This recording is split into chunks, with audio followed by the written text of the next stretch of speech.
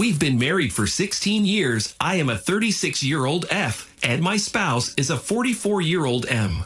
Our relationship has experienced its share of both highs and lows. Throughout our 16-year marriage, there has been no history of infidelity. However, we did encounter occasional disagreements and concerns about whether one of us was becoming too friendly or flirting with someone outside the relationship. At one point, I had some worries about the possibility of my spouse having an affair, but we openly addressed these issues and worked through them together, strengthening our trust and understanding in the process. Due to the physical and emotional abuse I endured from my parents and the traumatic assault by my boyfriend's father when I was 14, I now grapple with severe depression, anxiety, and PTSD. My struggles with anxious thoughts often challenge me, but I am actively addressing them through therapy. Despite these difficulties, my spouse and I are parents to two beautiful children, aged 4 and 6, and I have committed to creating a nurturing and loving environment for them despite my personal challenges. As my spouse continues to work, I take on the role of staying at home. We have a wonderful friendship with another couple who have been together for about 7 years, though unmarried, and they also have a 4-year-old child. Occasionally, they visit us, and on weekends, we arrange outdoor playdates for the kids to enjoy each other's company. It's heartwarming to see our children form bonds and have fun together, while we all cherish these moments of shared joy and companionship. As our neighbors reside just a stone's throw away on the same street, it has become customary for them to join us in gathering and relaxing while the kids enjoy their playtime. When the little ones retire to bed early, my husband and I extend our evenings, indulging in some beer or wine while we unwind with television. This delightful ritual is a recurrent joy, as we savor these moments together, occasionally joined by another couple for added merriment. On a few occasions in the past, we've admittedly had a bit too much to drink and found ourselves being rather silly, engaging in loud singing, laughter, and even dancing together. Amidst these moments, there were instances where she kissed me, and I allowed it to happen, leading to laughter and amusement. However, it's essential to clarify that I didn't experience any particular romantic feelings towards women. For me, those instances were just kisses, and I neither enjoyed nor disliked them in a romantic sense. They were simply lighthearted moments shared between friends. My spouse witnessed the situation and surprisingly didn't seem bothered by it. Instead, he found it amusing and made lighthearted jokes about the incident. However, her lover remained oblivious to what had happened, and when she eventually shared the incident with him, he became jealous and accused her of cheating. One night, as my husband and I were enjoying beers and watching TV, I noticed he was engrossed in texting on his phone. He assured me that he was just messaging his coworkers. Feeling a bit adventurous, I suggested we take a shot of tequila each, adding a touch of excitement to our evening. He takes a snapshot of the tequila bottle and beer and sends it to his friends. Shortly after, he asks for another shot, and we gladly oblige. Just then, our friend shows up, but she's unaccompanied. She explains that her partner dozed off while we were preparing the shots, and she probably received a text from him since I didn't reach out to her. We continue the fun and end up doing another 2 or 3 shots, along with a couple more beers in the company of our friend. As we immersed ourselves in watching music videos, she expressed the desire to dance with me. I agreed, and while dancing, she kissed me once more, but this time the atmosphere seemed different. The kiss turned more intimate. Surprisingly, my husband joined us, and at his suggestion, we all ended up heading to the bedroom together. Strangely, I didn't feel bothered by the situation. In fact, I found myself reasoning that this might turn out to be an intriguing and entertaining experience. We hadn't pre-planned or discussed any specific boundaries, so there were no established rules or guidelines in place. Unlike a scheduled event where everyone can openly negotiate their comfort levels and boundaries, this situation just unfolded spontaneously. I remember us all going to the bedroom, and my husband was supportive as he helped both of us undress. At that moment, we were still in the early stages, with nothing more than kisses exchanged between us. Husband enters me first with no condom, as is customary for us. He walks in and out a few times before approaching her. He continues to have solely with her. He goes away for a bit, then returns, and I suppose in my intoxicated head it's my time now. He resumes having with her. At this moment, I start to realize what's going on. I myself standing there, observing them engage intimately right in front of me. My state of mind becomes hazy, and I lay there, partially conscious, questioning the reality of it all. He employs the same techniques he uses with me on someone else, and then he finishes somewhere. He takes her home, while I'm left dealing with the consequences of overindulgence, feeling sick and regretful. Once we finally retire to bed after my intense bout of vomiting, I struggle to find rest. A few hours later, I wake up, unable to sleep as my mind keeps replaying the events that just unfolded. As I observed my spouse, it seemed like he had managed to remember all the little bedtime routines we usually go through before going to bed. In that moment, it became evident that he wasn't too intoxicated. It felt as though I had set the stage perfectly for him, expecting him to be with me, but instead, he chose to be with her. While lying there and waiting, I couldn't help but express my feelings to him. I let him know that I felt like a mere spectator, left out and excluded from the intimate encounter that had just taken place. He genuinely felt terrible about it and offered his sincere apologies. Feeling confused and hurt, I couldn't help but inquire about the reasons behind his actions. When I opened up to him about my feelings, I expressed how the whole experience made me feel inadequate, as if I wasn't good enough or desired, leading to a significant blow to my self-esteem. He assured me he would be honest and admitted that the reason he engaged with her was that it felt different and refreshing. However, this revelation left me feeling like a discarded, overwhelmed with emotions of hurt and vulnerability. I'm now left with lingering concerns about whether he will continue seeking that new and different sensation elsewhere. The image of him being intimate with her is etched in my mind, making it difficult for me to even look at or talk to him. The pain and sense of betrayal are still fresh, causing me to withdraw emotionally, unable to face him due to the hurt I feel. Is it acceptable for me to experience feelings of betrayal? I willingly consented when we all decided to be intimate together, and I didn't resist or try to stop it. I genuinely expected my turn to come, but it never did. Later, after he finished with her, I couldn't help but hear his groaning and witness his expressions. These emotions overwhelm me, and I'm unsure about the next steps to take or how to handle this situation. Exploring couples counseling or individual therapy to address this issue seems like sensible options. However, my main concern is whether I can endure this situation and find a way to cope with the intense pain I'm experiencing. I find myself in a difficult situation with no one to confide in, and I'm unsure about the right course of action. It has been 2 days since the incident, and he seemed apologetic yesterday. However, today, he became angry when I decided to sleep on the sofa. Initially, I agreed to do so, but I changed my mind after he requested it and promised not to engage with me until I was ready. The conflicting emotions and dynamics are leaving me feeling lost and unsure of how to proceed. Restless and unable to sleep, the event kept replaying in my mind, causing me to overthink and yearn to cry. But I couldn't shed tears as he was already asleep beside me. After about 2 hours of tossing and turning, I eventually moved to the sofa where I allowed myself to weep for nearly an hour. However, when he discovered that I had fallen asleep on the sofa, his anger flared up. The situation has become even more complicated and emotionally challenging for me to navigate. Now I find myself deeply upset and furious about his actions, especially when I realized he was not so intoxicated that he forgot I was there. It became evident that he deliberately chose to proceed with the other person because it felt new and exciting. Throughout the day he has been at home, but he hasn't lifted a finger to help the children with their schoolwork or take any responsibility.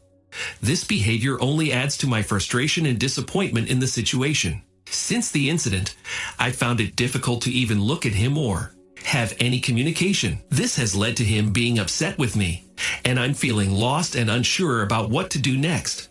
The memories of what happened can't simply be erased, and while I may be capable of forgiving, forgetting seems impossible.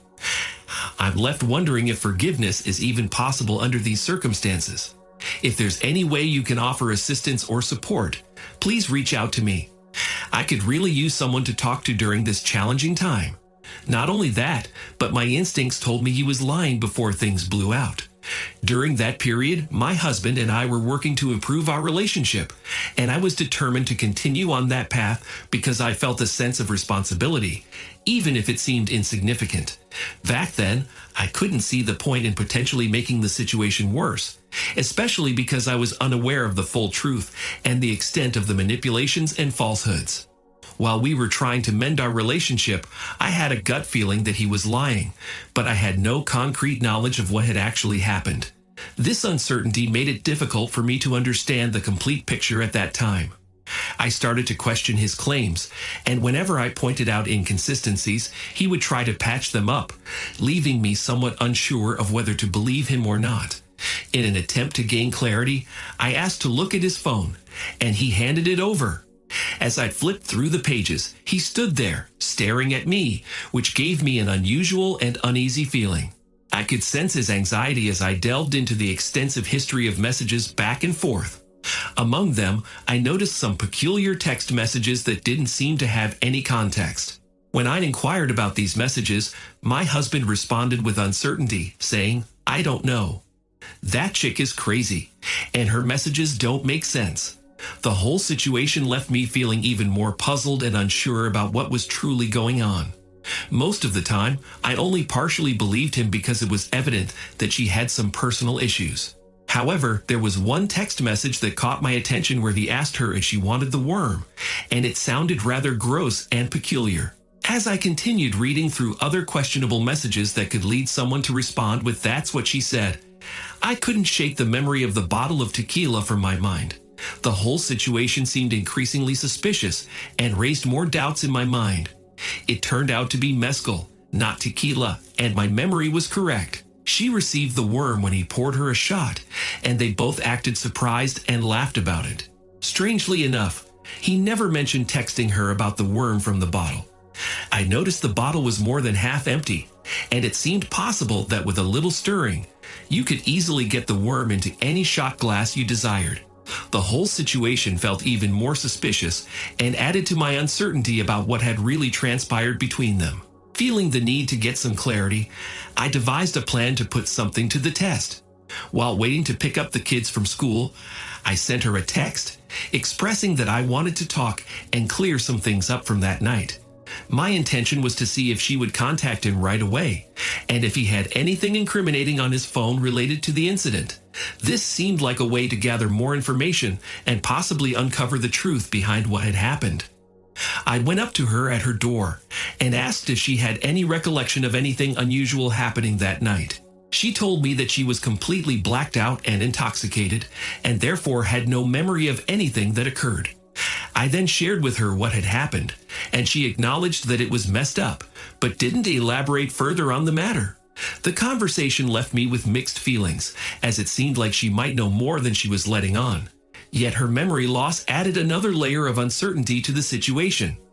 After our conversation, I left feeling extremely uneasy. She barely spoke, trembling on the edge of tears, displaying a mix of astonishment, fear, and finally relief. I couldn't shake the feeling that there was more to the story. Upon returning home and realizing I had no concrete evidence, I decided to call him and ask if she had contacted him at all that day. He assured me that she hadn't reached out to him in any way. The whole situation left me even more perplexed and uncertain about the truth behind their interactions. Thankfully, we had security cameras installed throughout the home, so I decided to review the footage. What I observed on the security cameras is crucial, so I'll provide a detailed account.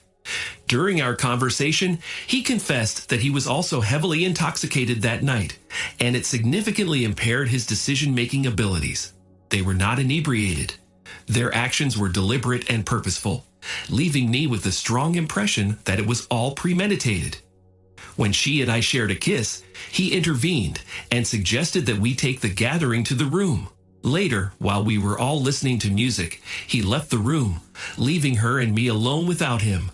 These intentional moves and the sequence of events made me feel even more unsettled and suspicious about the situation. Upon reviewing the video, I noticed that I was the first to go up the stairs, and she stayed behind, looking at him and asking, "Are you coming?" Unfortunately, when I tried to check the second camera to see his response, it had lost power and was offline. As I continued watching the footage from her camera, I saw her walk upstairs after he responded to her question.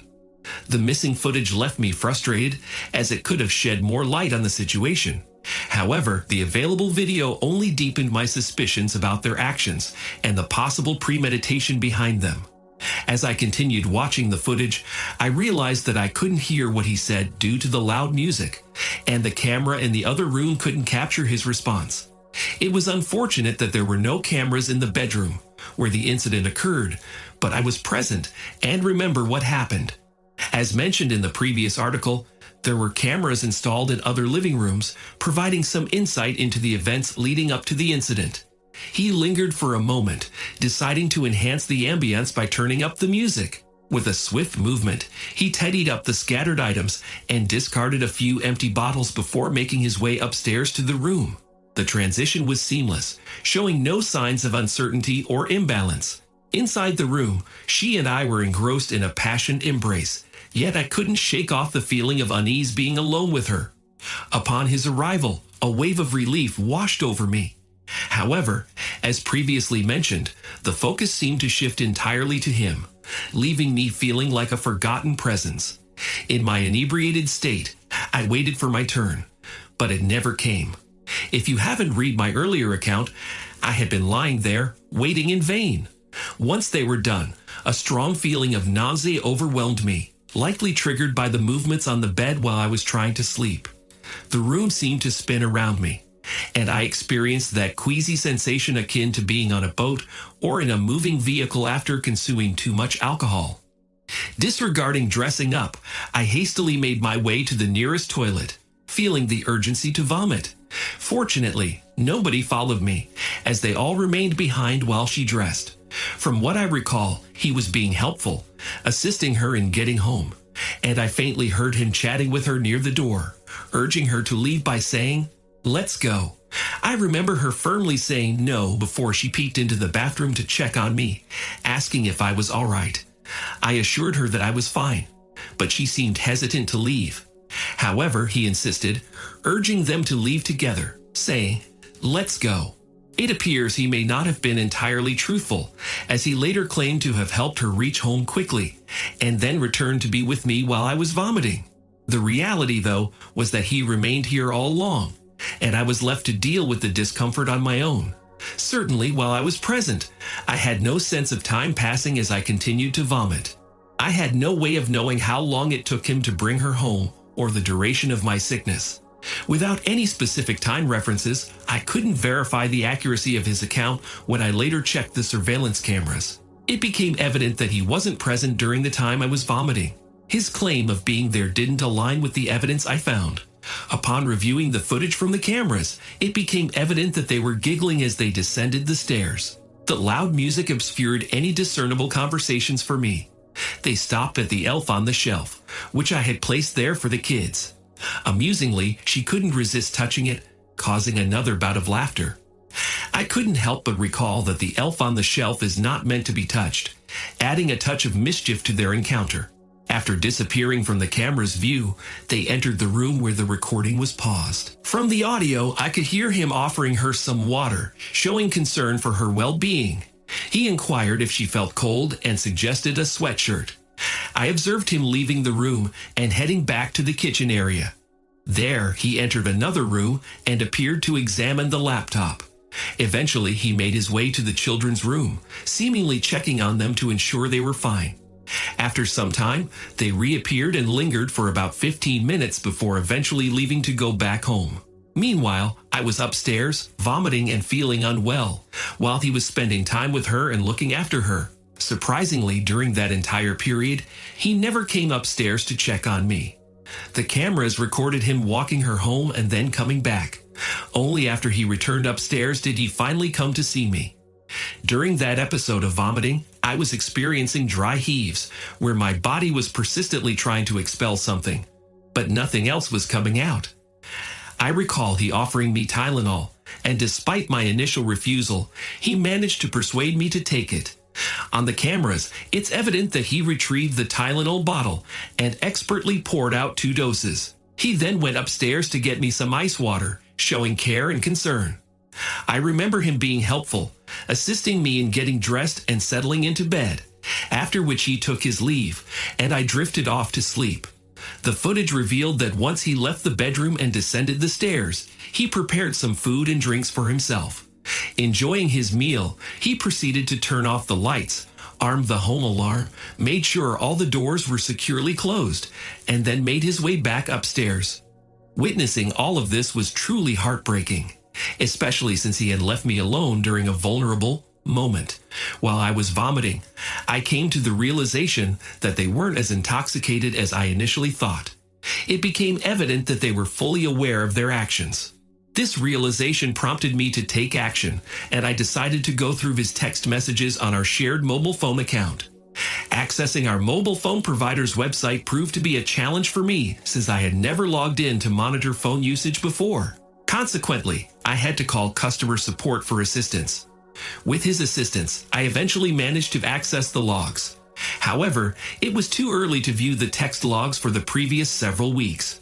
Nevertheless, the available text logs indicated that they had been exchanging messages regularly. When I glanced at his phone, I noticed a considerable number of messages, although they were not as detailed as the phone bill had indicated. I decided to focus on a few instances when their SMS exchanges lasted for hours. On one occasion, he called me before coming home and asked if everything was all right, to which I responded affirmatively. Later, he texted me while on his way home, expressing that he was feeling unwell. Upon his arrival, he began complaining about feeling nauseous, expressing that he might vomit soon and that he felt a migraine coming on. The distress was evident from the way he looked, appearing like someone suffering from a severe migraine. His complexion was pale, and he was sweating profusely, clearly on the verge of vomiting. Eventually, he went upstairs, where he indeed ended up vomiting dew. I inquired if she had sent him any texts that day, and he firmly denied receiving any messages from her. Skeptical, I asked if I could take a quick look at his phone to confirm. Reluctantly, he handed me his phone, saying, "Yeah, fine, here, take a look. I'll use the toilet while you check." As I suspected, he had deleted her texts. Upon reviewing the dates on the text logs containing lengthy messages to his phone, it became apparent that he had removed a significant amount of texts. At that moment, it dawned on me that everything was a deception. Normally, when he suffers from a migraine and starts vomiting, we stay by his side to support him. However, this time, I allowed him to deal with it alone, much like how he left me to handle my vomiting without any support. When he returned, he casually stated, "I'm going to bed," and asked for his phone. Recognizing the need for a conversation, I told him, "We need to discuss this." I requested him to reiterate certain parts of what he had previously told me, and he insisted that everything he said was true. However, as I maintained eye contact, he suddenly realized I was looking at the cameras, and his demeanor shifted. It became evident that he had lied to me yet again. In response, I questioned him once more, directly asking if he had ever deleted any text messages. He stuck to his denial, stating that all the messages were still present and nothing had been erased. Now that I've managed to get him to believe his own version of events, I courageously confront him with all the evidence. I plead with him to finally tell me the truth, but he chooses to remain silent. Despite my repeated attempts, he still refuses to open up and communicate honestly with me.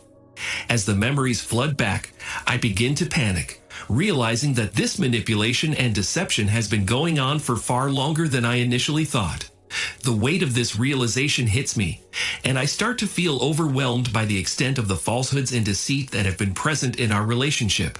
One night he refuses to communicate with me, so I threatened to go over and tell her boyfriend everything. He assured me that he would open up, but unfortunately, he didn't follow through. I firmly demanded that he speak the truth immediately, warning that otherwise, I'd take matters into my own hands.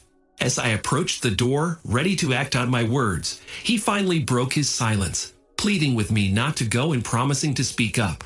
I wait again, but he doesn't speak. So I walk over to the boyfriend and tell them everything.